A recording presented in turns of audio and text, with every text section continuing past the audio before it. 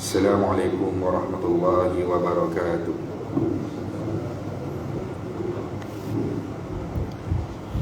A'udzu billahi minasyaitonir rajim. Bismillahirrahmanirrahim. Alhamdulillahi rabbil alamin. Wassalatu wassalamu ala sayyidina Muhammadin asyrafil mursalin wa ala alihi wa sahbihi ajma'in. Subhanaka la ilma lana illa ma 'allamtana innaka antal alimul hakim. Wa la hawla wa la quwwata illa billahil aliyyil azim. Radina billahi rabba, kami redha Allah Tuhan kami, wa bil islami dina, Islam cara hidup kami, wa bi Muhammadin nabiyyan wa rasulah, dan kami semua redha Muhammad sallallahu alaihi wasallam adalah seorang nabi dan juga rasul. Allahumma a'inna ala dzikrika wa syukrika wa husni ibadatik. Rabbi yassir wa la tu'assir, fa inna taysir alayka yassir, Rabbi tamim bil khair. Alhamdulillah, syukur pada Allah Subhanahu wa taala dapat kita sama-sama menunaikan solat fardu maghrib secara berjemaah. Dan insya-Allah pada malam ini kita akan mendengar sedikit perkongsian, moga-moga ianya mendatangkan manfaat di dunia maupun di akhirat. Kita masih lagi bersama dengan Nabi Muhammad sallallahu alaihi wasallam melalui kitab karangan Syekh Safiur Rahman Al-Mubarakfuri, kitab yang diberi nama Ar-Rahiqul Makhtum, perjalanan hidup manusia yang paling disayangi oleh Allah Subhanahu wa taala, iaitu Muhammad bin Abdullah sallallahu alaihi wasallam. Mengapa kita mempelajari sirah? Tujuan yang pertama, tahu perjalanan hidup Muhammad bin Abdullah sallallahu alaihi wasallam ini. Yang pertama adalah untuk kita mewujudkan rasa cinta terhadap Nabi Muhammad sallallahu alaihi wasallam. La yu'minu ahadukum, tidak sempurna iman seseorang terbahagi kepada dua fasa. Yang pertama, Mekah. Kehidupan Nabi Muhammad sallallahu alaihi wasallam di Mekah selama 53 tahun. Pun selesai fasa kehidupan Nabi di Mekah, Nabi akan berhijrah ke Madinah. Di Madinah mengambil masa perjalanan sirah itu 10 tahun. Jadi jumlah kehidupan Nabi Muhammad sallallahu alaihi wasallam adalah 63 tahun. 63 tahun itu di mana Allah Subhanahu wa taala memuliakan Khadijah. Memuliakan Khadijah dengan cara apa? Dengan tidak membenarkan Nabi Muhammad sallallahu alaihi wasallam mengahwini wanita-wanita lain. Sehinggalah Khadijah binti Khuwailid itu wafat, barulah Allah membenarkan, mengizinkan Rasulullah sallallahu alaihi wasallam berkahwin dengan isteri yang seterusnya, iaitu Saudah binti Zam'ah. Kita dah tengok dah pada pertemuan yang dahulu bagaimana Rasulullah sallallahu alaihi wasallam begitu mencintai Khadijah sampai setiap rumah Nabi Muhammad sallallahu alaihi wasallam jumpa dengan isteri dia, sampai giliran isteri-isteri tertentu mesti Nabi akan selitkan kisah Khadijah, bagi tahu yang betapa Nabi ingat dengan Khadijah. Sampaikan Aisyah radhiyallahu anhu tanya pada Rasulullah sallallahu alaihi wasallam, apa lebihnya kami dan apanya kurangnya kami berbanding dengan Khadijah. Lalu Rasulullah keseluruhannya, dulu Khadijah ini adalah wanita yang paling kaya di kota Mekah, habis keseluruhan harta Khadijah untuk Nabi Muhammad sallallahu alaihi wasallam dalam menjalankan dakwah. Sebab itu Allah Subhanahu wa taala belum lagi wafat Khadijah, Allah dah bagi tahu dekat Jibril, pergi bagi tahu dekat Khadijah melalui Rasulullah sallallahu alaihi wasallam, wahai Khadijah, Allah dah sediakan sebuah rumah istana diperbuat daripada apa? Daripada simen dan batu-bata. Allah buat istana itu daripada permata. Permata, satu biji permata, kalau kita beli cincin mahal harga dia. Allah sediakan sediakan istana daripada Khadijah daripada permata. Dan kita dah lihat peristiwa pembinaan Kaabah, di mana kita lihat pada ketika itu orang-orang Quraisy mengumpulkan duit ataupun dana yang halal sahaja, yang dibenarkan. Betapa orang jahiliah ketika itu dalam membuat keputusan untuk membina Kaabah, mereka mengambil keputusan yang sangat terpuji, iaitu mengambil dana dan juga keuangan yang halal sumbernya untuk membina Kaabah. Sebab mereka tahu Kaabah ini burung-burung ganjil yang membawa batu-batu yang berapi, sehingga kan menyebabkan tentera Abraha ini hancur seperti daun-daun kering yang berlubang, ibarat dimakan oleh ulat-ulat. Hancur. Mereka lihat peristiwa tu. Jadi bila nak hancurkan Kaabah untuk bina, bukan hancur untuk musnahkan tinggal, untuk bina, orang-orang Mekah tak berani. Sampailah siapa dia? Bapa kepada Khalid Al-Walid, Walid bin Mughirah. Dia kata apa? Dia kata kita nak buat perkara yang baik, kita nak membina Kaabah, nak perbetul, nak baiki Kaabah. Takkanlah Tuhan itu akan menzalimi kita, menghancurkan kita dengan tujuan yang baik ini. Maka mulalah mereka menghancurkan Kaabah, tapi tidak berlaku apa-apa. Mereka bina Kaabah, setiap kabilah mengambil bahagian masing-masing, sebelah kanan, sebelah kiri. Sampailah nak meletakkan Hajar Aswad, mereka tak dapat jalan penyelesaian. Semua masing-masing kata kabilah kami yang layak untuk meletakkan Hajarul Aswad. Sampai ada kabilah lain dah celup darah dalam mangkuk, kami nak perang. Kalau kabilah kami tak letak Hajar Aswad, kami nak perang. Sampailah mereka membuat keputusan macam inilah, takkanlah sebab nak letak Hajarul Aswad ni kita nak berperang. Maka kita ambil keputusan, mana-mana orang yang masuk ke dalam Masjidil Haram pada esok hari, kita akan jadikan orang itu sebagai pembuat keputusan. Siapakah orang itu? Dialah Muhammad bin Abdullah sallallahu alaihi wasallam, Nabi kita yang masuk ke dalam Masjidil Haram ketika itu. Dan orang-orang Mekah semua kata apa? Mereka kata, ini lelaki ini, kalau dia yang membuat keputusan, kami bersetuju. Sebab apa? Dia Al-Amin, dia As-Siddiq, dia ni orang yang amanah dan berkata benar. Punyalah tak ramai orang yang amanah di Mekah pada ketika itu. Rasulullah sallallahu alaihi wasallam diiktiraf sebagai seorang pemuda yang amanah dan berkata benar. Jadi kalau Muhammad lah yang membuat keputusan, kami semua bersetuju. Lalu Rasulullah sallallahu alaihi wasallam membentangkan kain. Setiap kabilah memegang satu penjuru, diangkatlah bersama-sama sampai dekat penjuru Kaabah. Nabi sendiri yang meletakkan Hajarul Aswad itu di sudut tersebut, iaitu sudut untuk menentukan permulaan orang untuk menunaikan apa? Menunaikan tawaf. Itulah permulaan dia di Hajarul Aswad itu. InsyaAllah malam ini kita akan sambung sebuah tajuk berkaitan dengan Rasulullah SAW yang ada dalam majlis perlantikan itu.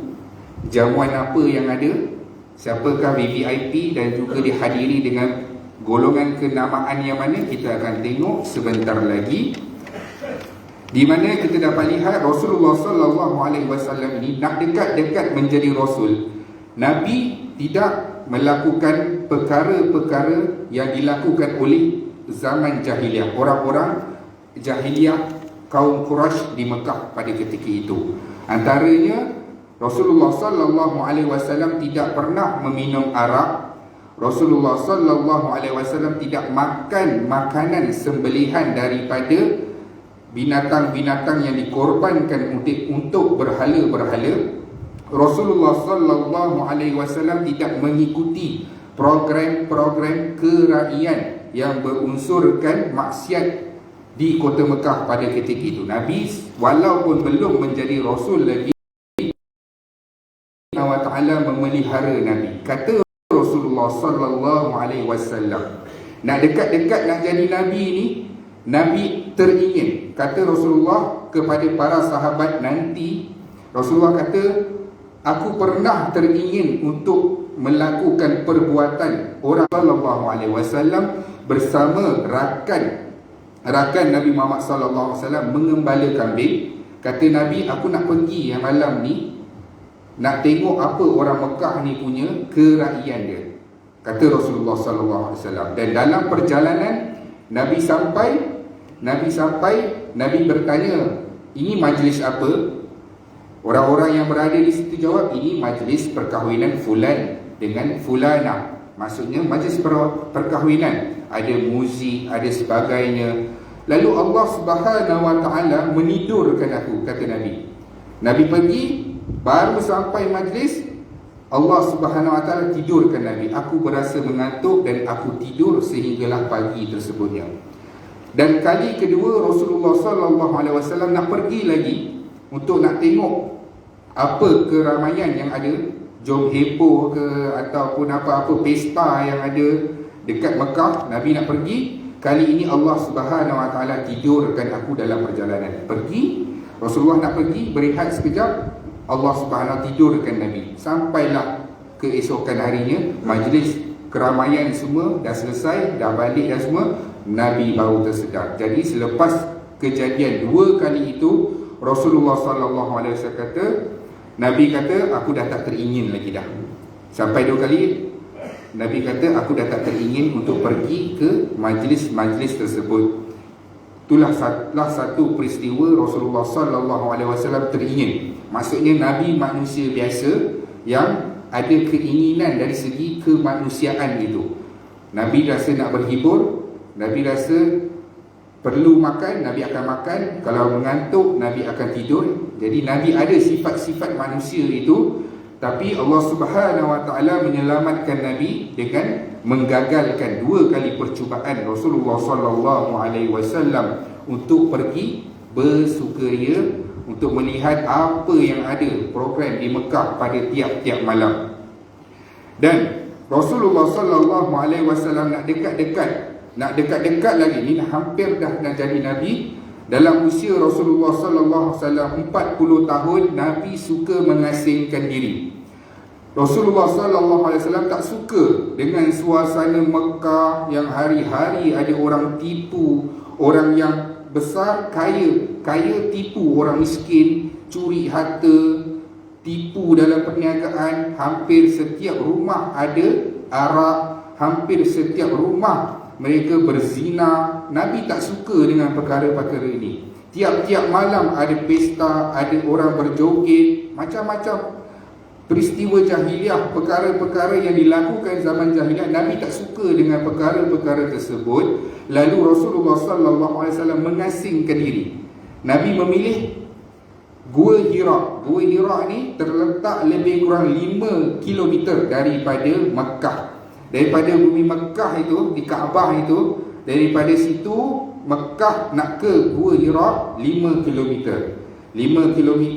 Rasulullah sallallahu alaihi wasallam mengasingkan diri daripada suasana hiruk pikuk dengan lalu lintas yang sesak. Ialah bandar Mekah itu. Nabi tak suka dengan keadaan itu. Nabi pergi ke Gua Hira. Gua itu terletak di atas Jabal Nur, iaitu Bukit Nur. Bukit itu namanya Bukit Nur. Atas tu ada gua. Gua itulah dinamakan Gua Hira. Di Gua Hira itulah, Gua Hira ni, gua-gua di Mekah tak sama dengan gua-gua di Malaysia. Kalau kita tengok gua Kelang, beratus meter boleh masuk dalam. Siap ada laluan, okey, tembus. Kalau gua Tempurung, gua apa lagi dekat Malaysia ni, semuanya dia luas, dalam tu luas, boleh teroka. Tapi gua-gua yang ada di Arab, di Gua Hira, Gua Thur, gua-gua dia masuk saja, masuk dah selesai. Dalam satu kaki ataupun dalam ni kata 1/3/4 hasta sahaja. Maksudnya masuk 3 orang penuh dah.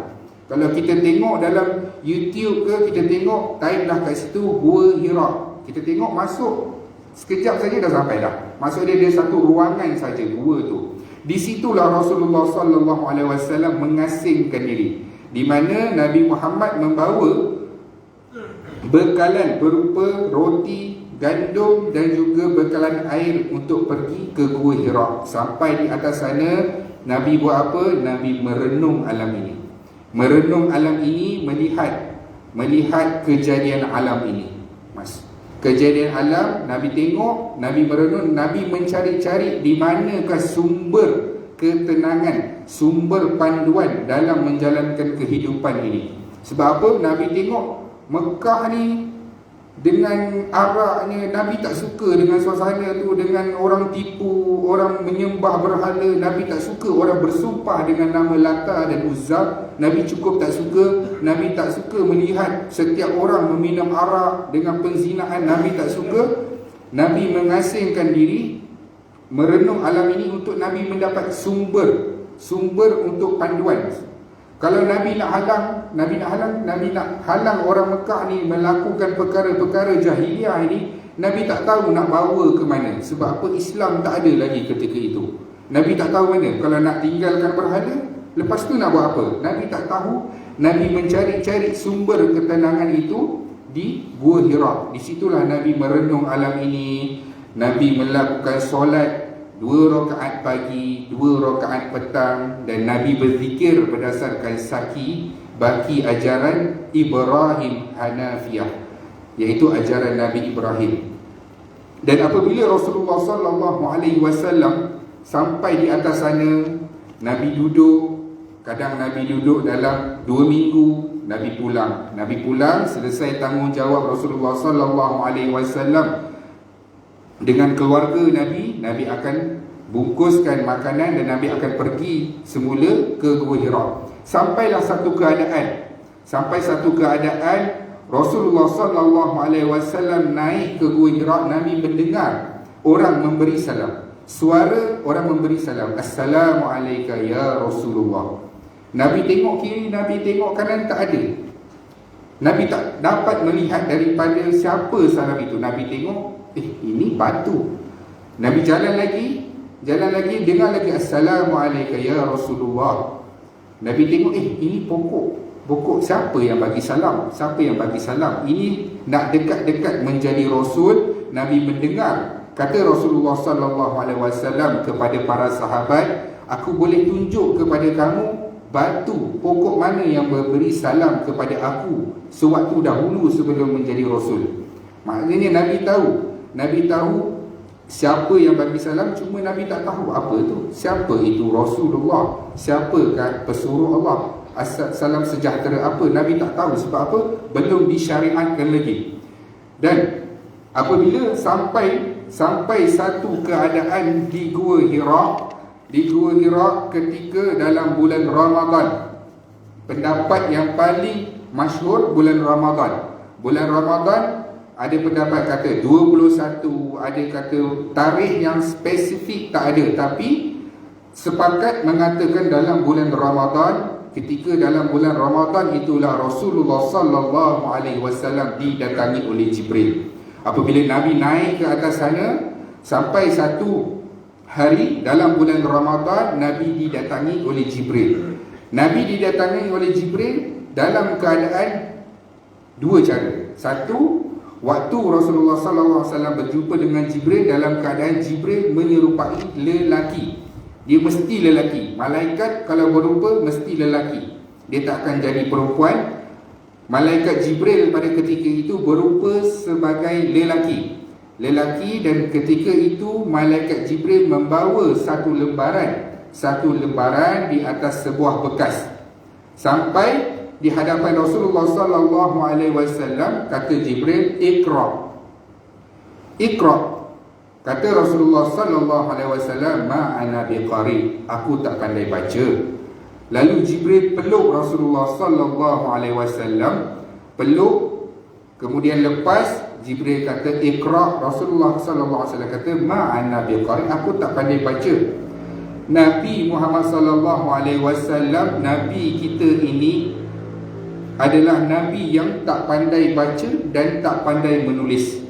Tak pandai dan menulis dan membaca ini untuk Rasulullah SAW adalah satu kesempurnaan yang mutlak. Bermaksud, kenapa Rasulullah tak pandai baca? Allah Subhanahu Wa Taala nak turunkan wahyu 6,000 lebih nanti ayat yang akan sampai kepada Rasulullah selama 23 tahun. Allah dalam keadaan mengetahui Muhammad ini tak pandai membaca dan menulis, kenapa diberikan wahyu kepada Muhammad dalam keadaan tak pandai membaca dan menulis? Supaya hikmah dia kita lihat di sini adalah supaya manusia tidak menuduh Rasulullah sallallahu alaihi wasallam menciplak, mencedok ajaran daripada Taurat ataupun Injil. Sebab apa? Kalau kata Muhammad ambil ajaran ini daripada Injil, Muhammad ambil ajaran ini, lepas tu ubah sikit-sikit daripada Taurat, jadikan agama daripada dia. Kata Rasulullah, ma'ana biqari. Satu Mekah tahu Nabi ini adalah ummi. Ummi di sini maksudnya la yaktubu wa la yaqra, tak pandai membaca dan tak pandai menulis. Satu Mekah tahu Nabi tak pandai membaca dan menulis. Kalau Nabi bawa ajaran ini, orang tak boleh kata Nabi ciplak daripada Taurat dan Injil. Sebab apa? Nabi tak pandai membaca dan menulis. Mana mungkin orang yang tak pandai membaca dan menulis nak mengarang sesuatu kitab ataupun nak mencedok, nak membaca kitab untuk nak ditulis. Mustahil. Dan sebab itulah ada orientalis barat mengatakan Muhammad membawa ajaran yang mana Muhammad duduk di Gua Hira itu, duduk berseorangan, berfikir sampai Nabi rasa sesuatu, lalu Nabi jadikan itu sebagai punca untuk nak membuat satu agama baru.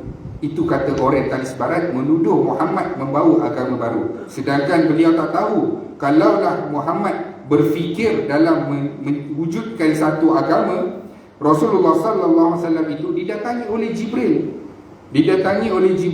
Dan Nabi dalam keadaan menggeletar apabila Rasulullah sallallahu alaihi wasallam disuruh baca Iqra ma'ana biqari. Sampailah tiga kali Jibril kata apa?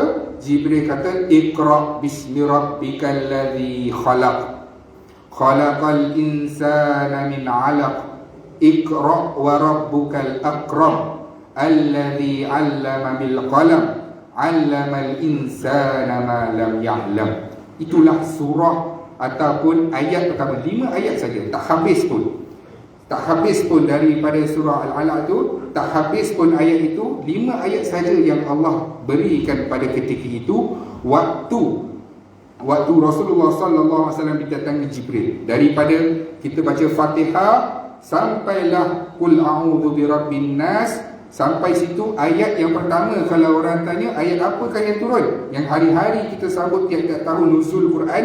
Nuzul Quran itu adalah upacara perlantikan Rasulullah sallallahu alaihi wasallam menjadi rasul. Itulah 5 ayat turun, 5 ayat diturunkan, kemudian Jibril hilang. 1001 macam persoalan daripada dada Nabi. Siapakah lelaki itu? Ayat apakah yang dibawa ini? Iqra, kenapa nak baca? Apa benda yang nak kena baca? Siapa Tuhan? Macam-macam Nabi fikir. Nabi rasa gementar. Nabi turun daripada Gua Hira tu, turun balik ke mana? Balik ke rumah isteri Rasulullah sallallahu alaihi wasallam, rumah Khadijah. Sampai di rumah, Nabi kata zalimuni, selimutkan aku. Khadijah isteri Rasulullah sallallahu alaihi wasallam, dia tak tanya kenapa ni bang, ada orang kejar ke, apa yang dah jadi, jatuh ke, accident ke, unta hilang ke. Dia tak membebel dengan Muhammad, dia selimutkan suami dia. Sampailah Rasulullah sallallahu alaihi wasallam dalam keadaan tenang. Muka Rasulullah dah tak pucat lagi. Barulah Khadijah binti Khuwailid tanya, apakah yang berlaku? Wahai suamiku, apakah yang berlaku? Kata Rasulullah sallallahu alaihi wasallam, laqad khashi ala nafsi, habislah aku, musnahlah aku. Ada benda yang buruk akan berlaku kepada aku. Aku akan dihancurkan oleh jin ke, iblis ke, daripada kuasa yang jahat. Sebab apa? Nabi nampak peristiwa tu, Nabi balik takut. Nabi kata habislah aku akan dihancurkan, akan dimusnahkan. Apa Khadijah ni kata? Bijaknya isteri Khadijah, isteri Rasulullah sallallahu alaihi wasallam, Khadijah binti Khuwailid ni, dia nampak suami dia baik. Dia nampak suami dia di Mekah ini digelarkan dengan Al-Amin, orang yang amanah. Nabi dalam keadaan orang yang bercakap benar. Kata Khadijah binti Khuwailid, kalla la yuhdi kalla abada. Kata Khadijah, wahai Muhammad, wahai suamiku, ketahuilah Allah takkan menghancurkan ataupun merosakkan kamu. Innaka satusidir rahim. Kamu ini orang yang menjalinkan persaudaraan, menyatukan silaturahim. Kamu ini orang yang menjalinkan silaturahim. Wa takfir dhaif. Kamu juga selalu jamu orang makan. Kamu menjamu orang yang tak ada makanan dengan memberi makanan. Kata Khadijah binti Khuwailid, dia kata apa? Dia nak tenangkan suami dia. Dia tahu suami dia baik. Dia kata, wahai suamiku, tak ada mungkinnya kamu akan dihancurkan. Allah sayang kepada kamu. Kamu menjalinkan silaturahim, menyambungkan silaturahim. Kamu memberi makan kepada orang yang lapar. Mana mungkin kamu akan dihancurkan oleh kuasa-kuasa yang jahat. Bijaknya Khadijah, dia boleh kaitkan peristiwa itu. Peristiwa itu sehinggalah Khadijah binti Khuwailid, dia tahu bahawa dia ada sepupu. Sepupu dia ni siapa? Warakah. Sepupu Khadijah ini yang bernama Warakah. Warakah bin Naufal bin Asad bin Abdul Uzza. Siapa Warakah ini? Warakah ini adalah ulama Kristian. Dia adalah orang Kristian yang mengamalkan ajaran Nasrani, Taurat dan Injil yang benar, yang belum disesatkan lagi. Dia kata apa?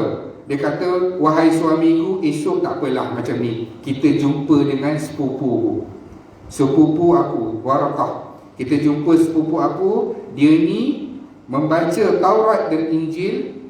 Kita tanya pendapat dia, apa yang berlaku ke atas kamu ni, apa sebenarnya. Sampailah Rasulullah SAW dengan Khadijah pada keesokannya berjumpa dengan Warakah. Lalu ditanya oleh Warakah ni. Warakah ni siapa? Sepupu Khadijah. Dia menghafal kitab Taurat dan Injil, dan dia adalah seorang yang buta. Dia seorang yang buta. Warakah tanya, Muhammad ceritakan apa yang berlaku kepada kamu. Lalu Nabi bercerita apa yang berlaku. Nabi kata, aku pergi naik Gua Hira, aku dengar orang memberi salam, Assalamualaikum ya Rasulullah. Aku tak tahu apa itu, siapa Rasulullah, kenapa pesuruh Allah. Aku tak nampak siapa yang bagi salam. Aku nampak batu dengan pokok. Aku sampai satu keadaan, aku didatangi oleh seorang lelaki yang aku tak kenal. Aku tak kenal lelaki itu. Dia bawa lembaran, dia suruh aku baca. Nabi tertanya-tanya sebab apa? Al-Quran yang diturunkan kepada Nabi dalam keadaan bahasa. Nabi adalah seorang yang duduk di Mekah dan mengetahui berkaitan dengan bahasa Arab. Nabi tak pernah dengar perkataan itu, Iqra, bacalah dengan nama Tuhan kamu. Itu perkataan apa? Apabila diceritakan kepada Warakah bin Naufal, apa kata Warakah? Warakah kata, Zakal namusu akbar. Itulah namus. Namus ni apa? Namus ini adalah malaikat. Nama malaikat yang ditulis di dalam Injil dan Taurat namanya adalah namus, iaitu malaikat. Itulah namus, malaikat yang pernah datang kepada Isa, yang pernah datang kepada Musa. Itulah malaikat. Kata Warakah, innaka la nabiyyu hadhihi ummah. Wahai Muhammad, kamu nabi untuk umat ini. Kamu nabi untuk umat ini, kata Warakah. Rasulullah SAW kata apa? Barulah masa itu Nabi dia recall balik. Dia recall apa yang berlaku. Oh, patutlah aku dengar orang bagi salam, ya Rasulullah. Oh, aku ke pesuruh Allah. Nabi bermacam-macam soalan yang timbul di dada Nabi. Sampailah Warakah kata, apa yang Warakah bin Naufal kata? Dia kata, inilah namus, tanda kenabian, iaitu malaikat yang diturunkan kepada Isa ataupun Musa. Yang turun kepada kamu itu adalah malaikat. Kamu adalah pesuruh Allah. Dan Warakah bagi tahu apa lagi? Kamu akan diperangi, kamu akan dibenci, kamu akan diusir, sampai perkataan usir. Rasulullah sallallahu alaihi wasallam mencelah perkataan Waraqah. Dia kata apa? Sampaikah aku, sampai hati ke orang Mekah nak mengusir aku? Sebab apa? Sebab semua orang sayang Nabi. Mekah itu walaupun mereka jahiliyah, mereka mengiktiraf Nabi sebagai orang yang baik, orang yang bercakap benar, orang yang amanah. Bila dengar Waraqah kata kamu akan diusir, Rasulullah mencelah. Rasulullah kata apa? Adakah sampai tahap aku ini akan diusir oleh kaum aku? Kata Waraqah, kamu bukan sahaja akan diusir, tapi kamu juga akan dibunuh seperti nabi-nabi yang pernah datang sebelum ini. Semua akan dibunuh. Kita akan tengok nanti. Kita akan tengok nanti dalam perjalanan sirah macam mana orang Quraisy mereka merancang untuk membunuh Rasulullah sallallahu alaihi wasallam. Sampai perkataan usir, Rasulullah tanya, adakah aku ini sampai nak diusir? Sebab Nabi tak percaya, sebab orang sayang kepada Nabi. Kata Waraqah bin Naufal, dia kata, ya, kamu akan diusir. Bukan sahaja diusir, malah kamu akan dibunuh. Dan kata Waraqah, kalaulah aku hidup pada ketika itu dan aku muda, aku akan bersama dengan kamu menegakkan agama ini. Selang beberapa minggu selepas itu, Waraqah ini meninggal dunia. Waraqah meninggal dunia, tak dapat bersama dengan perjalanan dakwah Nabi Muhammad sallallahu alaihi wasallam. Habis peristiwa di Gua Hira itu, 5 ayat saja yang turun. Iqra bismi rabbikal ladzi khalaq, sampai ayat yang kelima.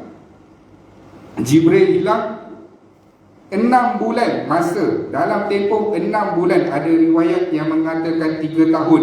3 tahun tempoh wahyu terputus, iaitu dikatakan zaman futur, iaitu zaman wahyu tak diturunkan. Habis selesai tu wahyu tak turun. Tapi pendapat ulama yang disepakati adalah 6 bulan. Dalam tempoh 6 bulan tu, 6 bulan itulah Rasulullah sallallahu alaihi wasallam menunggu-nunggu wahyu yang seterusnya. Nabi tengok wahyu tak turun. Adakah Allah dah merajuk ke dengan aku? Sebab aku lari macam tu saja. Adakah Allah, Tuhan ni merajuk? Nabi fikir macam tu. Adakah aku ni ada buat salah ke dalam 6 bulan ini? Nabi kata, adakah aku ada buat salah ke? Adakah Allah ini merajuk dengan aku sebab aku berlari meninggalkan macam aku tak suka ke? Sehingga Nabi rasa apa? Nabi kata, aku seperti ingin mencampakkan diri aku dari tempat yang tinggi dan aku nak terjun. Kata Rasulullah sallallahu alaihi wasallam. Sebab apa? Menunggu-nunggunya Nabi wahyu yang seterusnya. Wahyu yang seterusnya. Dan dalam satu keadaan, apabila Rasulullah sallallahu alaihi wasallam berjalan, tiba-tiba Nabi dengar suara orang menyeru Nabi, ya Muhammad. Nabi toleh kiri, Nabi toleh kanan, tak ada orang. Tak ada datang daripada mana suara tu. Bila Nabi mendongakkan wajah Rasulullah sallallahu alaihi wasallam ke atas, Nabi nampak fa idza Jibrilu jalisan ala kursi bainas samai wal ard. Kata Rasulullah sallallahu alaihi wasallam, aku nampak Jibril. Kali ini Allah mengarahkan Jibril untuk tunjukkan fizikal kamu yang sebenar, wahai Jibril. Nabi nampak Jibril. Apabila Nabi pandang kiri, pandang kanan, Nabi tak nampak. Nabi pandang ke atas, Nabi nampak jalisan ala kursi bainas samai wal ard. Nabi nampak Jibril dalam keadaan duduk di atas kursi. Di atas kursi panggil Rasulullah sallallahu alaihi wasallam, ya Muhammad, ana Jibril, aku Jibril, wa anta Rasulullah, kamu adalah pesuruh Allah. Bila Nabi pandang besarnya Jibril ini, Nabi pandang kanan, Nabi nampak, aku masih nampak lagi Jibril. Maksudnya pandang hujung sini, masih nampak lagi Jibril. Apabila pandang ke langit kiri, nampak hujung, tak habis lagi fizikal Jibril itu. Fizikal Jibril itu, betapa besarnya malaikat Jibril ini. Malaikat Jibril, yang mana kita nanti semua akan nampak. Kita akan nampak. Masa bila kita akan nampak malaikat? Kita akan nampak malaikat ni masa bila? Dalam 2 keadaan. Satu, waktu kita nak mati tu. Waktu nak mati tu, itulah pengalaman pertama kita bersemuka dengan alam gaib, iaitu Jibril, iaitu siapa dia? Malakul Maut, malaikat maut. Itulah kali pertama kita akan nampak Jibril, malaikat maut. Dalam keadaan macam mana? Adakah dalam keadaan bagus ataupun tidak bagus? Itulah pengalaman pertama kita. Dan kali kedua kita akan nampak malaikat ini di dalam kubur nanti, Munkar dan Nakir. Kita bila bayangkan melihat malaikat, bila saya dengar, bila orang yang duduk di dalam kubur nanti kamu akan didatangi, tak kisah orang itu husnul khatimah ke su'ul khatimah ke, dia akan nampak malaikat yang datang ni garang. Tak kisahlah kamu baik ke kamu jahat ke, dia akan datang dalam keadaan garang. Mata dia berwarna biru. Bila dia bercakap akan keluar percikan-percikan api. Dan di tangan dia ada mitrakul hadid, iaitu penukul.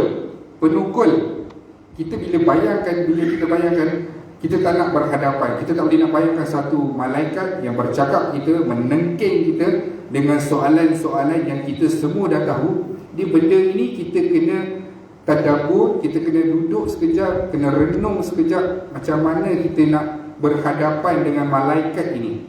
Apabila kita nak berhadapan dengan malaikat ini, yang hanya Allah sahajalah boleh memimpin bicara kita untuk bagi jawapan-jawapan yang betul.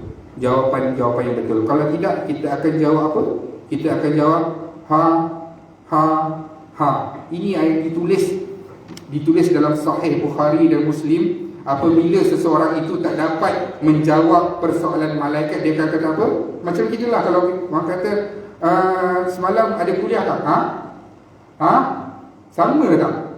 Sama, begitulah jawapan. Apabila kita dalam kubur, kita tak dapat jawab, kita akan kita akan menganga lah, tak dapat nak jawab. Sampailah malaikat itu akan membalun kita. Dan ketika peristiwa kali kedua ini, Rasulullah SAW didatangi oleh Jibril dalam keadaan Allah mengarahkan Jibril, tunjukkan fizikal kamu yang sebenar. Bila Rasulullah SAW tengok Jibril, menggigil lagi sekali. Kali kedua menggigil, balik ke rumah, suruh isteri Khadijah ketika itu selimutkan sekali lagi. Sebab apa? Menggigil. Kita kalau baru nampak kelibat, bukan nampak pun, kelibat naik motor tengah-tengah gelap ke, lepas nak on the way pergi sembahyang subuh ke, baru nampak kelibat itu pun dah nak pitam dah, menggigil, kenalah orang ruqyah kanlah, baru nampak kelibat. Ini Rasulullah SAW nampak Jibril dalam keadaan fizikal yang sebenar. Betapa Rasulullah SAW ketika itu berdebar-debar dan takutnya Nabi balik ke rumah dalam keadaan Nabi suruh isteri Rasulullah SAW untuk selimutkan aku. Sampailah selimutkan aku ini, ketika itulah turun wahyu yang kedua. Adakah sambungan daripada surah Al-Ala tadi? Bukan. Ianya daripada surah Al-Mudaththir. Ya ayyuhal mudaththir, wahai orang-orang yang berselimut. Allah dah seru dah Muhammad. Allah dah seru Muhammad, wahai orang-orang yang berselimut, kum fa'andir, bangun, beri peringatan. Dah mulalah Nabi panchkat.